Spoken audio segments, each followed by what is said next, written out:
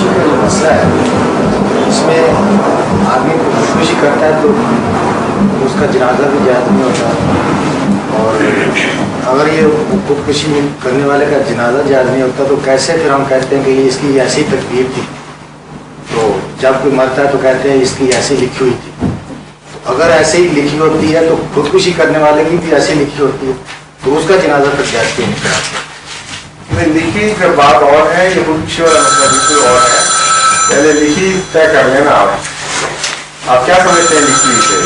مطلب کہتے ہیں کہ یہ ایسے ہی ہونا تھا، اس طرح ایکسیڈنٹ ہوتا ہے تو کہتے ہیں کہ اس کی کہتے کون ہیں؟ مطلب کون کہتے ہیں؟ جو بھی سننے والا کہتے ہیں وہی کہتے ہیں. سننے والے کا دین تو آپ کا دین نہیں ہے. آپ قرآن کی بات کریں، حدیث کی بات کریں. کہنے والے کا کیا مراد ہے کہ لوگ کہتے ہیں؟ لوگ کہتے ہیں وہ تو ہمارا مذہب نہیں ہے. آپ کا سوال تو تب جائز ہوگا آپ یہ کہیں کہ میرا یہ عقیدہ ہے اور اس میں مجھے دوسری بات میں تضاد نظر آتا ہے، یہ اسلام یہ کہتا ہے اور اس میں تضاد نظر آتا ہے. لوگوں کے کہنے کا میں جواب تو دیتا دوں.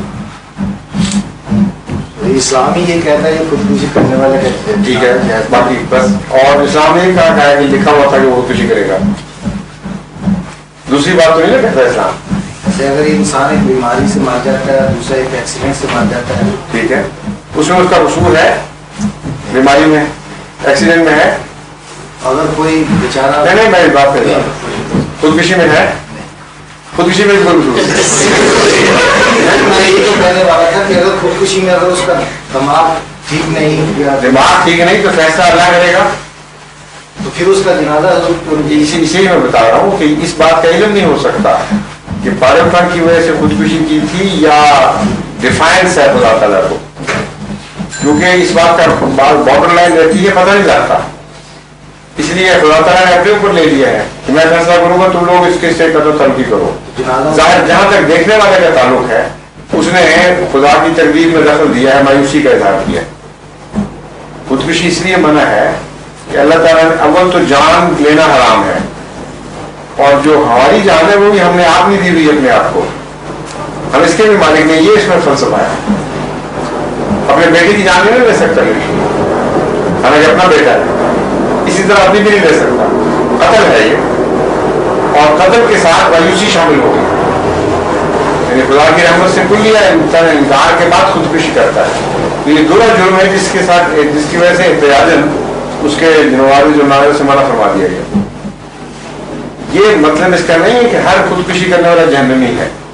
اگر آپ یہ نتیجہ نکال رہے ہیں تو غلط ہے. یہ غلط ہے، کیونکہ اللہ تعالیٰ بہتر جانتا ہے، وہ فیصلہ کرے گا. اگر کوئی پاگل پن کی وجہ سے یا ایسے حالات کی وجہ سے جن کو خدا تعالیٰ سمجھتا ہے کہ اس میں وہ جواب دہ نہیں تھا خودکشی کر لیتا ہے تو ایسا شخص ہرگز جہنمی نہیں ہے. خدا تعالیٰ کی مرضی جو فیصلہ فرمایا اس کو کرے. تو حضور کے جنازہ تو جائز نہیں ہوگا اس کو؟ نہیں، جنازہ تو ہمیں پتہ نہیں، فیصلہ خدا نے قیامت کے دن کرنا ہے، ہمیں کیا پتہ کیا فیصلہ کرے گا. اس لیے جہاں تک ظاہری طور پر انسان کا تعلق ہے اس کو ایک واقعہ نظر آیا ہے کہ ایک شخص نے ایک ایسا جرم کیا ہے جس میں 2 بڑے گناہ کبیرہ شامل ہو گئے. ایک جان لی اس نے، اور اگر اپنی لی تو 2 طرح سے لی. یا تو اپنی جان کا مالک اپنے آپ کو سمجھا، یہ شرک ہے، یہ بھی خدا تعالیٰ کا، اور مشرک کا جنازہ نہیں آپ پڑھ سکتے. یا اس نے قتل کیا ہے، اپنے آپ کو قتل کیا ہو. جان کا مالک صرف خدا ہے، تبھی بسم اللہ اللہ اکبر پڑھنے کا حکم ہے ہر دفعہ ذبح کرنے سے پہلے. مطلب یہ ہے کہ کوئی بھی جان ہے اس کے ہم مالک نہیں ہیں، اللہ کی اجازت سے ہم یہ کر رہے ہیں کام. یہ یاد دہانی ہے. انسان کا انسان چھوٹے سے چھوٹے جانور کو مارنے کے لیے بھی اللہ کی اجازت ضروری ہے. اسی لیے جو بے ضرر جانور ہوتے ہیں یا خوبصورتی کے لیے ان کا مارنا پسند نہیں کیا جاتا، ناجائز ہے. کہ ایک جانور نہ آپ نے کھانا ہے، نہ کوئی اور مقصد ہے، نہ وہ آپ کو ضرر پہنچا رہا ہے، اس کو آپ مار دیں، یہ جان کی تلفی کے مترادف ہے، بے وجہ تلفی. تو خودکشی کا مسئلہ تو اس سے بہت بڑا ہے. وہاں 2 جرم ہیں. ایک تو یہ کہ ایک شخص نے جان لی جبکہ اس کی وہ جان کا نہ پیدا کرنے والا نہ اس کا مالک ہے، خدا تعالیٰ جان دینے والا ہے، اور یہ اس نے فیصلہ کرنا ہے کب کوئی جان واپس آئے. دوسرے اس نے خدا تعالیٰ سے مایوسی کا اظہار کیا. جب کوئی دوسرے کی جان لیتا ہے تو یہ گناہ اس کو شامل نہیں ہوتا مایوسی کا. جب اپنی جان لیتا ہے تو اس وجہ سے لیتا ہے، ڈبل گناہ ہے. اس کے خلاف نفرت پیدا کرنے کے لیے، احتجاج پیدا کرنے کے لیے یہ ایک طریقہ اختیار کیا گیا اسلام میں کہ تم اس کی نماز جنازہ نہ ہو. باقی اس کے اندرونی حالات کیا تھے، وہ پاگل تھا، بے اختیار تھا، کیا شکل تھی، یہ اللہ بہتر جانتا ہے. جزا ہم نے تو نہیں دینی، وہ تو اس نے دینی ہے، اس لیے وہ اپنی فیصلہ کرے گا. ثابت ہو پہلے سے اگر قطعی طور پر ڈاکٹری نقطۂ نگاہ سے ثابت ہو، اس کا جنازہ ہو سکتا ہے، یہ درست ہے.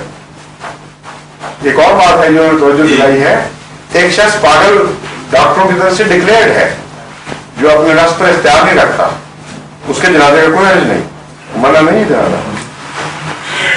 لیکن جو درمیانی حالات ہیں، تبھی میں آپ کو کہہ رہا تھا جن کے متعلق ہمیں پتہ کوئی نہیں، جنون تھا یا جرم کیا ہے، ہم اس کے متعلق احتیاط یہی ہے کہ نام کہتے ہیں.